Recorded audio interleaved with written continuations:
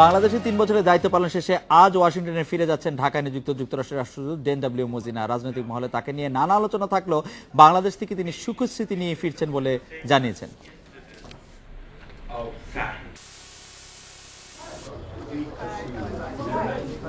2011 সালের নভেম্বরে Dan W মজিনা যখন বাংলাদেশে আসেন তখন নানা কারণে যুক্তরাষ্ট্রের সাথে বাংলাদেশের সম্পর্কের টানাপোড়েন চলছিল।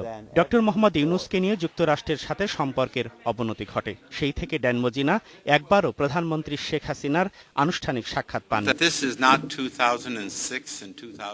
বাংলাদেশের সাথে যুক্তরাষ্ট্রের বাণিজ্য সহযোগিতা চুক্তি বা টিকফা সই হলেও বাতিল হয়েছে পোশাক রপ্তানিতে জিএসপি সুবিধা। 2014 সালের 5ই জানুয়ারির নির্বাচনকে ঘিরে যুক্তরাষ্ট্রের অবস্থান এবং রাষ্ট্রদূত হিসেবে মজিনার দৌড়ঝাঁপ কখনোই ভালো চোখে দেখেনি সরকার। তবে বিদায় নেবার আগে সাক্ষাৎকার ও গণমাধ্যমে বাংলাদেশের ভূয়সী প্রশংসা করেছেন ড্যান মজিনা। তার মতে অতীতের চেয়ে বাংলাদেশ যুক্তরাষ্ট্র সম্পর্ক গভীরতর হয়েছে। অর্থনৈতিক অগ্রগতি, খাদ্যে স্বয়ংসম্পূর্ণতা অর্জন, মাতৃমৃত্যু রোধ, জলবায়ু পরিবর্তনের প্রভাব মোকাবেলা ও সন্ত্রাস দমনের ক্ষেত্রে বাংলাদেশের প্রশংসা করেছেন তিনি। মজিনাই একমাত্র মার্কিন রাষ্ট্রদূত যিনি বাংলাদেশের 64 জেলা সফর করেছেন।